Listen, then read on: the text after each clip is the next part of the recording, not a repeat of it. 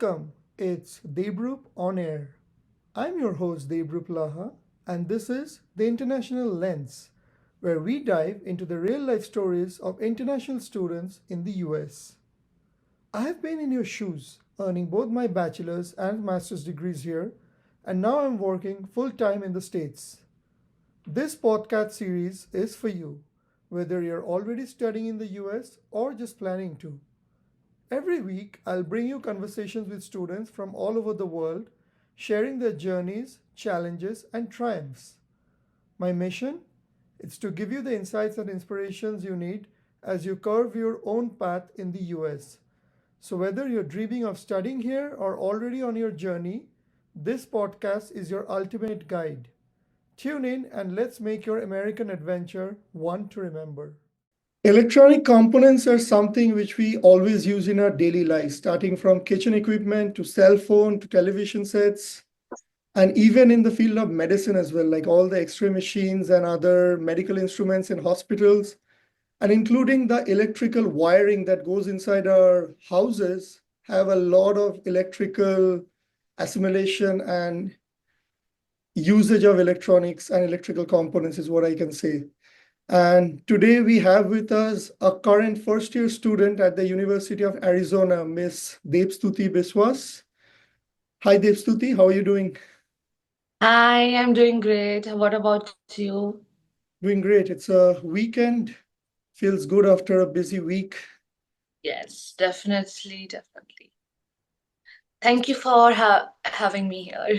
Likewise, I mean, I've spoken with you a lot offline about your academic journey, and today we want to dive in a little bit more to learn about your program, your intense research area, because I do see a lot of publications you post in LinkedIn. We'll dive into those a little bit more. But to begin with, could you walk us through your educational background and what you have done in the past? Yeah, so hello. First of all, my name is Debstuti Biswas, and I graduated from the Institute of Radio Physics and Electronics, University of Calcutta, which is in Kolkata, India, with a bachelor's degree in Electronics and Communication Engineering, with an overall GPA of around 8.98 by 10. And during my undergrad years, I was deeply involved in research, which led me to write and publish several conference papers. By the time I applied for masters, I had around 2 to 3 publications with more pending. And currently, I'm pursuing my master's thesis degree in electrical and computer engineering at the University of Arizona, which is in Tucson's city, state of Arizona in the United States. Makes sense. And just to add, when I was reading about Tucson, I got to know that Tucson is also the name of a car which is manufactured by Hyundai. So that was something interesting. I didn't know about this. I only thought Tucson is. Neither did I. I am hearing it the first time. I Sorry. always knew that Tucson is probably just a city in the state of Arizona, but it was an interesting thing that I learned. Most people call it Tucson and whatever. Most people don't even know that it's city, but Yep. So tell us a little bit about Arizona and Tucson. What are some fun things to do there? it's a warm and welcoming place. Mostly it's a university town which is resided by students and older people. So people who are retired, they buy homes here. It's near the Catalina foothills, which covers a very good mountain range. We call it Catalina foothills, of course. And the houses are also pretty great, and it's a very nice and settling place to be. um Also, like during the weekends, obviously there's a in the weekends there's a ritual, so all students hang out at clubs or bars. And yeah, I mean, Friday, Saturday, it's like it has to be. So yeah, there are a lot of happening clubs, and there were some karaoke bars that I went to, and I tried karaoke for the first time, which was great. And yeah, there is some in Kolkata. There are places like we just do adda zones, but here also there is a similar one. We have snakes and lattes, so people just hang out over there, they read books, and there are a lot of board games and everything, and they can stay there for hours without paying much. You can order food as well, there's drinks and everything. So yeah, it's a warm and welcoming place. And you said it's mostly a university town, right? Yes, yes. It's very it's a small town, like a small town vibe you get. Makes Yeah. sense. So how was the transition for you coming from Calcutta, which is a metropolitan city in India, to Tucson? It was very hard, to be honest. Like, till now, I like Tucson. I wouldn't say I love it, but because yeah, I miss the city life, city gal from Kolkata. And when I went to in December, I went to New York, and I just realized, oh my God, this is so much similar to where I am from, and I felt little strange that okay, but after coming back in Tucson, I felt like there are some plus to it here also because there are fewer distractions. Like if I had been in a very metropolitan city, then there's always things happening. Like it's a very happening city, and here it's not the case. Here it's always either studies or have fun in the weekends. So things are light, and for studies, for masters, yeah, my studies go good. So yeah. I think it's important to have a balance, and I'm pretty sure you're having that balance in Tucson. New York has its own challenges. Firstly, the weather. The weather Yeah. is not that great in the winters. I mean, we have more winter than summer here, and it gets. Even though it's my favorite city in the Okay. world. All right. So maybe after graduation, you find a job here. Who knows? Yeah. So, yeah, diving to your academic journey, could you walk us through a little bit about the application process and how many schools you applied to and how many admissions Yeah. you received? So, I during my application process, in from my college, I was the first one to start with this because most other students were like going for placements, and I already knew that I'm gonna do a master's degree in that too, in the US or Germany, and that's why I took subscription of a company consultancy agency which is Yocket. Yocket is really good, and because I had no clue before, I had nobody to guide me because nobody has gone through this phase whom I know in my known circle. There weren't many. So yeah, Yocket did help me like select universities. Even they provided me services for two countries, US and Germany, and the Germany's application deadline was bit later and US was far earlier, and that's why I started with my application process. I applied to I would say medium range universities which most people get in, like um, Arizona State University, University of Florida, and University of Arizona. Texas A&M University was the only ambitious one for me in my applications list. But thinking of it now, I do regret applying to only medium range universities because all the universities that I applied to, I got in, and it was very hard for me to decide where to go. The hardest choice was between Texas A&M and University of Arizona. But finally, my decision became a lot easier because I received a graduate research assistantship Okay. in the University of Arizona, which is basically funding like my whole tuition as well as paying me a stipend just like a PhD candidate. So yeah, I mean, the application process was very tedious and very time consuming, but my counselors at Rocket, they were there for me at every step. They helped me edit my resumes, SOPs, and it's always good to have a second opinion, even though I am good at writing, but it was always good to have a second opinion from experts who have been doing this for ages. So yeah, that was about it, how it went. So, firstly, congrats on receiving a fully funded MS program in electrical engineering. It's not very common, I would say. Like I've spoken to so many students, getting funding for master's degree in the US is not easy. So definitely you have something really good in your profile, which is why the University of Arizona decided to give that to you. And the other thing which I noticed is you chose all the schools in warm cities only, Florida, Texas, and Arizona. So definitely, Yeah, because people complain US, it's mostly that there's a thought process going that it's so cold, and I'm not used to that, not at all. So I was thinking like, oh my God, I don't have any cold jackets or anything. I have to buy so much, and okay, fine. I like those temporal climate places more. makes sense. So maybe after graduation, you might look at California as a potential option. Yeah, I just missed applying to UCs, which till now is my regret. I even tried to transfer my program, but Mhm. I felt like it's a wrong choice right now. I should just continue my master's here. I Yeah, don't regret, but yeah. yeah, I mean, it's a fully funded program, plus you're getting a stipend, which is taking care of your living expenses. So definitely something which can be a source of But encouragement. there's a twist. There's still a twist to it, and I mean that's why I'm here on the podcast. I mean things aren't always bed and roses. Life is not full bed and roses always. There are troubles and challenges to it. So, yeah, I mean, if you ask me more about it, I might tell you. Yeah, I mean, just quickly, what are the challenges? Like, is it like, is your scholarship or is your funding dependent on grades, or how exactly, what is it like? So yeah, I mean, I had this contract for a year, which is covering my fall 2024 and spring 2025 semester, and this is based on academic performance, overall GPA, and everything, which I Mhm. qualified of.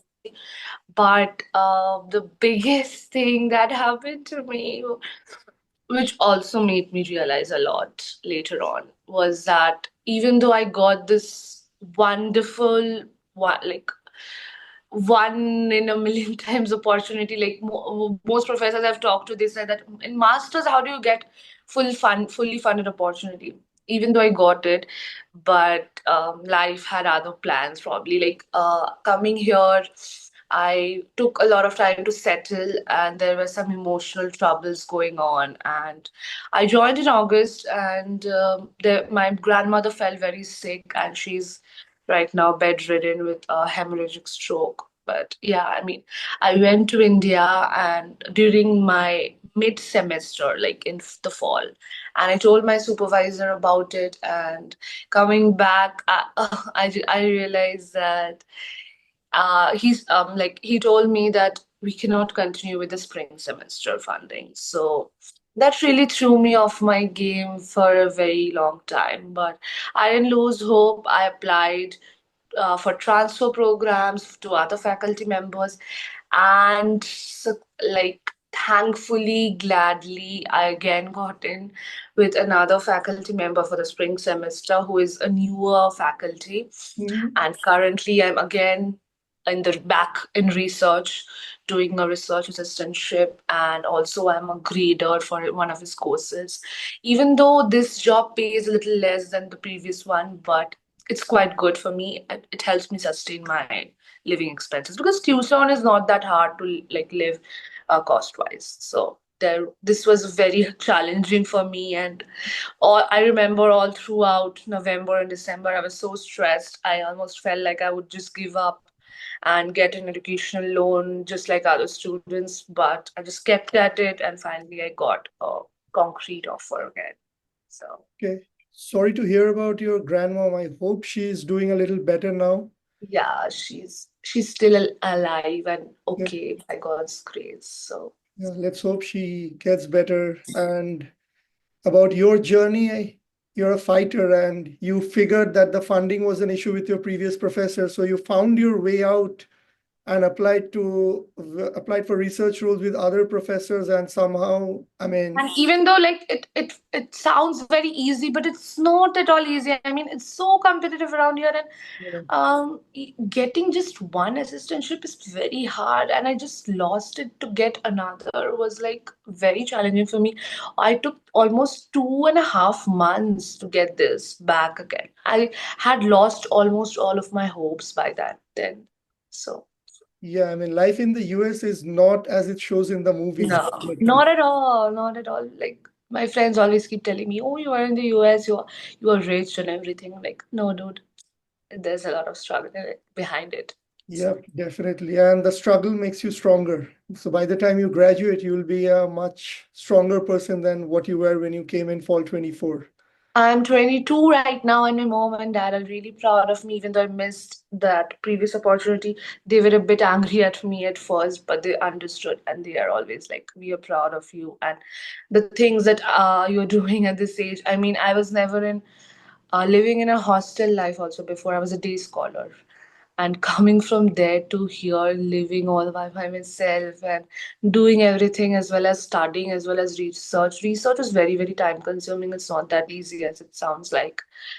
And yeah, I mean, I'm learning so much. And I'm just really glad to get this opportunity. And I hope that, many other students like me are able to get it, which is my ultimate goal. I want to be a professor, so I don't Okay. know. Yeah. All right. Thanks for sharing a bit about your initial struggle and also how you went about it. Coming to your current program at the University of Arizona, could you walk us through what courses you're taking and are Yeah. there any course projects? So I have taken master's thesis mode. So this thesis mode is really better in comparison to non-thesis mode. You have to take 9 credits, and 9 credits equals to around 3 courses for like our ECE department, Mhm. which is for the master's 2-year program. Other departments have more courses to take, but ours is a bit flexible. But since I'm doing a research thesis mode master's, so I have to take 6 credits, maximum 6 credits, and 3 credits for my thesis. Okay. So I took 2 courses in the fall, which are probability and random process engineering and digital signal processing. Mhm. And in the spring semester, I am also taking 2 courses, which is um, engineering applications of machine learning, Okay. given by my previous supervisor, and also digital image processing, Makes sense. which is very flexible with my domain that I'm working on, like signal processing and uh, computer vision and everything. So is your thesis research area in computer vision and image processing? Yeah, I mean, and from the fall, it was like that computer vision and image processing. And right now, the research that I'm working on is large language models and reinforcement learning. So yeah, overall AI and ML, you can say. And when we think about AI and ML, it's mostly the CS students who do that. So in your department, are there also CS students who did their bachelor's in computer science and now doing their master's in electrical? Or is it mostly people who are coming from an electrical background? People are coming from electrical background, but I mean, in research projects, mostly Americans or some Indians also, like from the data science departments, they also get hired Mhm. as an hourly paid researcher, which is very rare, but because of the data science background, they do get hired. But mostly in our department, electrical and computer engineering, all people are from this EC domain itself. Okay, makes sense. And how has it been like in the with respect to the course teaching here? Like you did your undergrad in India and you had some research experience in India as well. How do you think is there any similarity in the course teaching pattern or is it vastly different how it's being taught At here? first, I thought that it's pretty similar, but then I got to know, like as I proceeded. So the teaching, it's basically more practical, not Okay. really theoretical oriented, which was the case in my bachelor's. I remember in bachelor's, I would just have to read all it and just like learn everything and just, you know, take it all out in the exam day and forget all about it. That was the main case, and that's how I passed with good marks in my bachelor's. But here it's not at all the case. You can't just mug up everything, and you just can't just learn it up without understanding the basic concepts. And yeah, I saw the practicality of all the teaching courses and how, you know, uh, yeah, I mean, the first day when I came here, I saw that every student in the room, they had a tablet, and I was the traditional one with a pen and paper mode. And till now, I use that only. Even though I have a tablet, but still I don't use it. I am more comfortable writing on the paper. And yeah, I mean, things are very advanced and modernized over Mhm. here, and I really like the teaching as well because it's not very traditional. Only thing that really I got surprised uh, at the beginning was that students are very casual. Like Yeah. most students are very casual. Like in the middle of the class, they just leave without even telling the faculty that I want to go. I have something important, which was shocking for me because in my bachelor's I used to literally take permission to go to the restroom for my faculty. It was not the case there. So, but yeah, I mean, faculty members are really friendly and they are very much more approachable than I had previously. So Makes that's sense. I mean, it brings back my memories of my undergraduate and master's days in the US as well, because I came to the US at a very young age. And from the first semester itself in our coursework, we had some projects. So every course had a project, which yes, gave us a yes, yeah, better understanding of how we are utilizing the theoretical aspect and not just putting them in paper during the exam and getting done with it. yeah, And what you said was the other culture shock about students just leaving. That's a very common thing in the US. Even I realized that in a 50-minute lecture, in the first 30 minutes, if the student is not finding much interest, they just leave. They just don't yeah. ask any permission. And the faculties are also pretty cool with it. Like they don't have any issue Yes, whatsoever, exactly. and they continue with the teaching for the rest of the class. So that also came as a shocker for me in my first semester, but then I got used to it. Not Yeah, me hated too. it, but it was a little interesting initially. So Yeah. you mentioned about Yocket being one of your very helpful resources when you came to the US. After Yes. you started getting the admits, did you get in contact with any of the seniors of the universities where you got admits to help make a decision? Uh, they did provide me a few contacts, but I couldn't really connect much. I just depended supremely on my counselors. So I had three counselors. I don't really remember their positions now, but Mhm. one was primary counselor, one was for editing my resumes and SOPs, and one was for the financing, Okay. how to manage my. So they covered it all. And I didn't really talk much with seniors. I mostly just always, like on my speed dial, my primary counselor was always there. If I had a single doubt, I would have only contact her, and she would give me all necessary insights.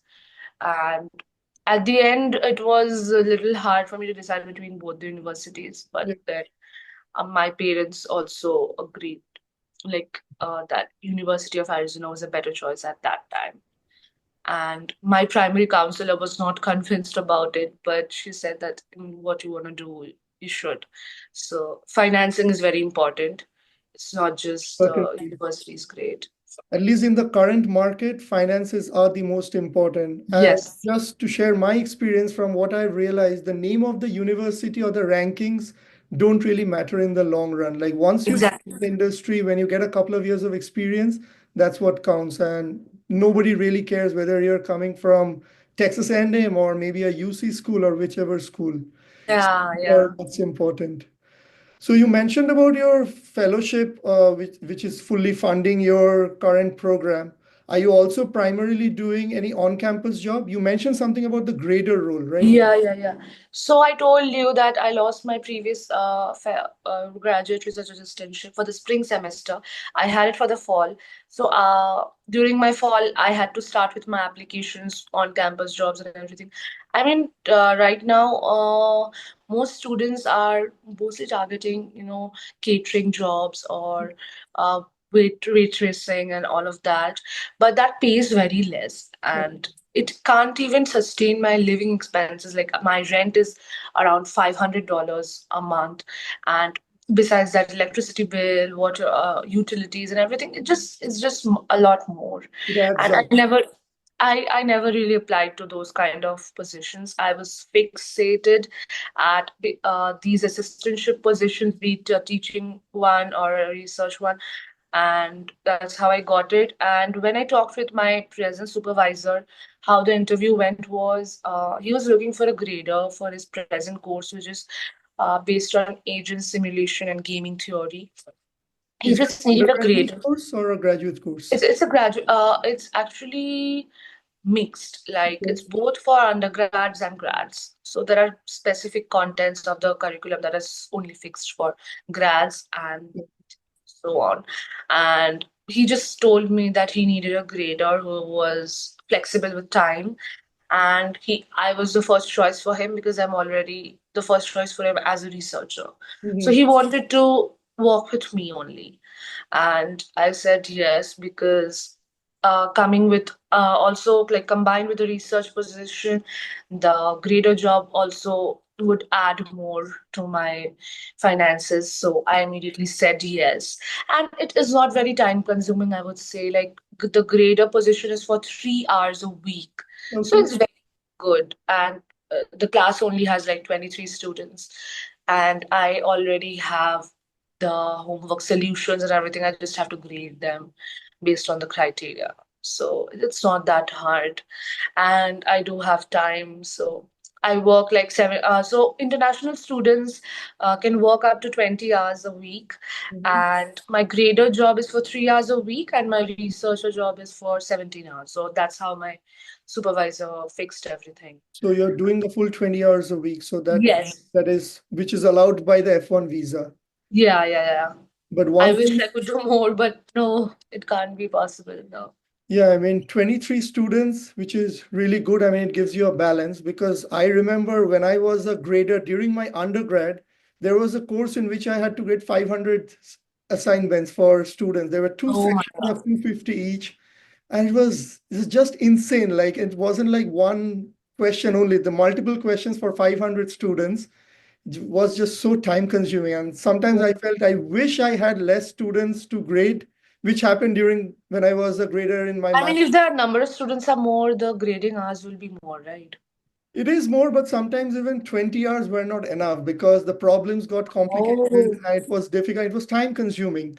And And you were not provided with solutions from the we supervisor. we were provided with solutions, of course, but then I mean, it's you need to give partial credit, and sometimes the solutions were so different.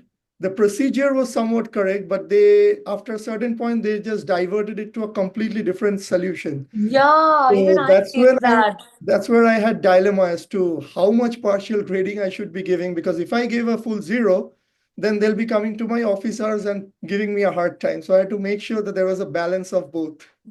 Yeah, already one student did give me a hard time. I had to explain to him. And my sir told me that it's on you. You have to handle their doubts. Yep, I mean, it's part of it.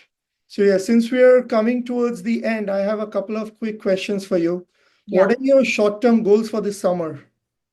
To get an industrial internship. So my faculty and everybody, they told me that I am more divulged into the theoretical aspects of research, and I don't really know what industries are currently looking for, and I need to get the whole experience. If I've come to US, I have to get that whole thing. So I'm currently applying for a lot of industrial internships, but it's a very hard process. I don't know if I'm going to get it. If not, I would probably continue with my research with my supervisor in the summer. I'm in talks with another faculty member from neuroscience department, which has some data science aspects to it. So, if not an industrial internship, which hope really, really want, then I'll probably do a summer research. Okay. And that's my goal for the short term. And also, like, I want to pass this MS degree as soon as possible because money is important and I need to start earning now. And yeah, I need to support family and everything. So. So is your long-term goal to join the industry, or do you want to do a PhD after this? Um, I'm gonna do a PhD. Okay. I mean, most people would be like, PhD. But yeah, that was my dream since a kid. Like, I can't, means I can't keep that thought of out of my mind, even though I know, like, if I'm in and doing an industry job, it pays a lot more. And my father always takes that into consideration. But I told him that dreams also do matter, and I want to become a professor in the end. And for that, I need a PhD degree, specialized one. My mom is also a professor, Mhm. but not a full-time professor. She's basically a guest lecturer. She couldn't complete her PhD degree because her supervisor was I how do I say, inappropriate with her, so she had to leave the degree in between. And when I was born, she was doing her she just started her PhD, so and she couldn't complete it. So I knew that I had to do it. And also I the doctor tag like Dr. Debstuti, like my mom and dad wanted me to be a doctor, but I told them if not that, at least I can get a doctorate degree. That's what I can do for you guys. So So that yeah. inspires you to get the PhD, to have the doctor tag in front of your name. Yeah. I mean, it's one way to look at it. And also, you spoke about your passion and your interest and your dream to get a PhD. So let's Yeah, yeah. you get that. And for your summer internship, you need that one offer. So keep hustling. And I'm pretty sure with time, something will work. Or you still have like a couple of months before summer kicks in, and just keep applying to more and more roles. Thank you. Thank you so much. And apart from your academic venture, do you have any passion projects, or do you do anything on the sides? Um, Any hobbies? Hobbies. Coming here, I've almost lost touch with my hobbies. I would say, like, I really do love acting and photography, and I used to be modeling in my early days of college and schooling years. So when I was in Kolkata, there were a lot of photographers approaching me all the time. And right now, I'm super swamped and busy, so that's not possible. But whenever I do get a chance, and when we go out, I click pictures of my best friend. She clicks pictures of me. And I'm a big time Instagrammer. So I Okay. keep posting stuff and I like to document my daily things, like whatever, all the fun stuff that I face here. So I do like, posting those vlogs and reels. And yeah, but it's very hard. It's very hard to edit all those videos. And I really don't have the time. But yeah, I do like traveling, and my mom and dad tell me that have you gone to US to travel? I mean, don't you do anything else? And most friends from my college also think like, oh my God, this girl is always traveling. But I mean, no. I mean, it's a balance. I would say that I'm working 20 hours a week. My motto is like work hard, live harder. So that's what I try to do, and traveling is my favorite hobbies. Passion, you love traveling. Yeah. Any interesting places in the US apart from New York, wherever you have traveled? I'm going to California actually, fingers crossed. Okay. Finally. Another warm place. Okay. Yeah, and basically I'm going to LA Okay. for the spring break. And also I would want to visit, my friend visited the Washington DC and she said it was very nice. And it had a warm vibe to it, and there are a lot of monuments and history. So I would like to visit Washington DC. And also she visited Virginia. I saw her posts and everything. And yeah, I mean Virginia, the lakes and rivers, and it was just like I saw the pictures and videos, like so close to nature, like mountains and everything, which I love. And also in Tucson, there are a few places like, and sorry, not in Tucson, in Arizona. Just 2 to 3 hours away, we have Sedona, Mhm. which has ice covered like mountains and white, like we say white mountains and lakes, which I love. Iceland. Wow. Yeah, it's called Sedona. So that's a favorite place for everybody who comes here. And closer to Arizona, also there is Utah. Yep. Utah is also very beautiful, and I hope to visit there too. So I have a long list, long bucket list to Make fulfill. sure if you're going to Washington, D.C., do visit the cherry blossom. It's beautiful out there. And Yeah. yeah, it's a beautiful place. There's the Bryce Canyon, the Zion National Park, and many others. So before we end, I mean, do you have any concluding comments or suggestions which you want to give to prospective international students who are coming for their master's program? I would say, uh, yeah. So, from my college, I have seen many students who lack finances, but they have the brains to do Yep. it. Like they literally have the brains. They are just settling with a very average salary job. They've got into placements and they're settling with it, which is fine.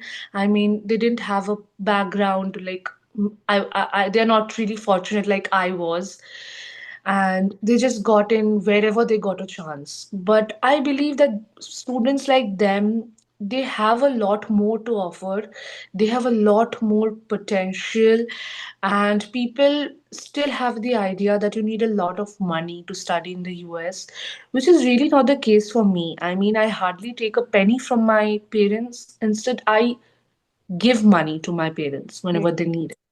So I would encourage students actually to apply for these fully funded opportunities. Keep cold mailing professors within your domain and just keep at it. And I mean, there are a lot of scholarships, but they don't really pay well. But if you wanna do a master's or a PhD degree in the US, and you wanna spend less and you have less money, or you don't want to take an educational loan that stays in your head, so you should definitely try applying for these opportunities. And things have become much more easier now because many professor faculty members, they are looking for students in their research. PhD degree is quite easier, but it also comes with a challenge, like at the application process you realize, is my profile good enough for a PhD coming directly from bachelor's? But if you do have a work experience, then it enhances more, which I didn't have.